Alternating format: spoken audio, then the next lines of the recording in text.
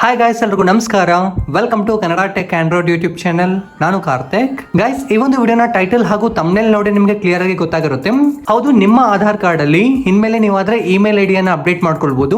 So ನೀವಾದ್ರೆ ಈ ಒಂದು ವರ್ಷ ಎಂಡ್ ಒಳಗಡೆ ಅಪ್ಡೇಟ್ ಮಾಡ್ಕೊಂಡಿದ್ದೀರಾ ಅಂತ ಹೇಳಿದ್ರೆ ಯಾವುದೇ ರೀತಿಯಾದಂತಹ ಫೀಸ್ ಅನ್ನ ಪೇ ಮಾಡಿದ್ರೆ ಅಪ್ಡೇಟ್ ಮಾಡ್ಕೊಳ್ಬಹುದು.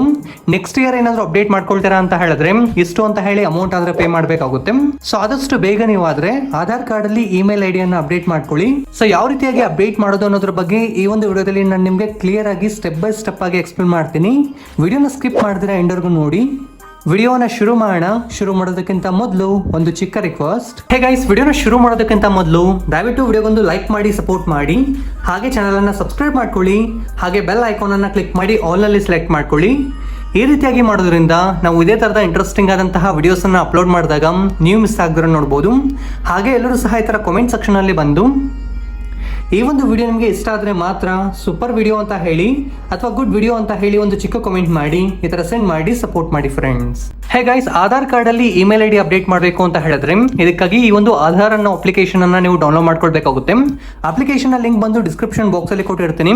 ಇಲ್ಲ ಅಂತ ಹೇಳಿದ್ರೆ ನೀವು ಪ್ಲೇ ಸ್ಟೋರ್ ಅಲ್ಲಿ ಬಂದು ಆಧಾರ್ ಅಂತ ಹೇಳಿ ಸರ್ಚ್ ಮಾಡಿ ಡೌನ್ಲೋಡ್ ಮಾಡ್ಕೊಳ್ಳಿ, ನಂತರ ಓಪನ್ ಮಾಡಿ. ಸೊ ಸ್ಟಾರ್ಟಿಂಗ್ ಅಲ್ಲಿ ಓಪನ್ ಮಾಡಿದಾಗ ಕೆಲವೊಂದು ಪರ್ಮಿಷನ್ಸ್ ಕೇಳುತ್ತೆ. ನಿಮ್ಮ ಒಂದು ಆಧಾರ್ ಡೀಟೇಲ್ಸ್, ಮೊಬೈಲ್ ಡೀಟೇಲ್ಸ್ ಎಲ್ಲ ಸಹ ಕೇಳುತ್ತೆ. ಸೊ ಮೊಬೈಲ್ ಡೀಟೇಲ್ಸ್ ಎಲ್ಲ ಕೊಟ್ಟು ನೀವು ಅದ್ರ ಲಾಗಿನ್ ಮಾಡ್ಕೊಳ್ಳಿ. ಈ ರೀತಿಯಾಗಿ ಓಪನ್ ಆಗುತ್ತೆ.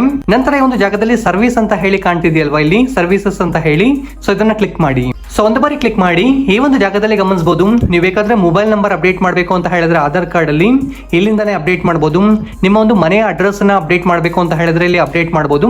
ಆದ್ರೆ ಇದಕ್ಕಾದ್ರೆ ಸರ್ಟನ್ ಫೀಸ್ ಅನ್ನೋದಾದ್ರೆ ಇರುತ್ತೆ. ಸೊ ಅದನ್ನ ಪೇ ಮಾಡಿ ಅಪ್ಡೇಟ್ ಮಾಡ್ಕೊಳ್ಬೇಕಾಗುತ್ತೆ. ಬಟ್ ಇಲ್ಲಾದ್ರೆ ಗಮನಿಸಬಹುದು ಇಮೇಲ್ ಐಡಿ ಅಂತ ಹೇಳಿದೆಯಲ್ವಾ, ಇಲ್ಲಾದ್ರೆ ಫ್ರೀ ಅಂತ ಹೇಳಿರುವಂತದ್ದು. ಸೊ ಇಲ್ಲಾದ್ರೆ ಗಮನಿಸಬಹುದು 31/12/2026 ವರೆಗೂ ಸಹ ನಿಮ್ಗೆ ಆದ್ರೆ ಫ್ರೀ ಆಗಿರುತ್ತೆ. ಅಂದ್ರೆ ಇಮೇಲ್ ಐಡಿಯನ್ನ ಫ್ರೀ ಆಗಿ ಅಪ್ಡೇಟ್ ಮಾಡ್ಕೊಳ್ಬಹುದು. ಆಮೇಲೆ ಅಪ್ಡೇಟ್ ಮಾಡ್ತೀರಾ ಅಂತ ಹೇಳಿದ್ರೆ ಸರ್ಟನ್ ಫೀಸ್ ಆದ್ರೆ ಚಾರ್ಜ್ ಮಾಡ್ತಾರೆ. ಸೊ ಅದಕ್ಕಾಗಿ ನೀವು ಆದ್ರೆ ಆದಷ್ಟು ಬೇಗನೆ ಅಪ್ಡೇಟ್ ಮಾಡ್ಕೊಳ್ಳಿ. ಇಲ್ಲಾದ್ರೆ ಒಂದು ಆಪ್ಷನ್ ಇದೆಯಲ್ವಾ, ಇಮೇಲ್ ಆಡ್ ಆರ್ ಅಪ್ಡೇಟ್ ಅಂತ ಹೇಳಿ, ಇದನ್ನ ಕ್ಲಿಕ್ ಮಾಡಿ. ಸೊ ನಂತರ ಈ ಒಂದು ಜಾಗದಲ್ಲಿ ಈ ರೀತಿಯಾಗಿ ಬರುತ್ತೆ. ನೀವು ಅದರಲ್ಲಿ continue to update email ID ಅಂತ ಇದೆಯಲ್ವಾ, ಇದನ್ನ ಕ್ಲಿಕ್ ಮಾಡಿ. ಸೊ ನಂತರ ಈ ಒಂದು ಜಾಗದಲ್ಲಿ ನೀವು ಆದ್ರೆ ಇಮೇಲ್ ಐಡಿ ಆದ್ರೆ ಅಪ್ಡೇಟ್ ಮಾಡಬೇಕಾಗುತ್ತೆ. So once email ID update ಮಾಡ್ತಿರಲ್ವಾ, ಅದಾದ್ರೆ ವ್ಯಾಲಿಡ್ ಆಗಿರೋ ಇಮೇಲ್ ಐಡಿ ಆದ್ರೆ ಹಾಕಿ.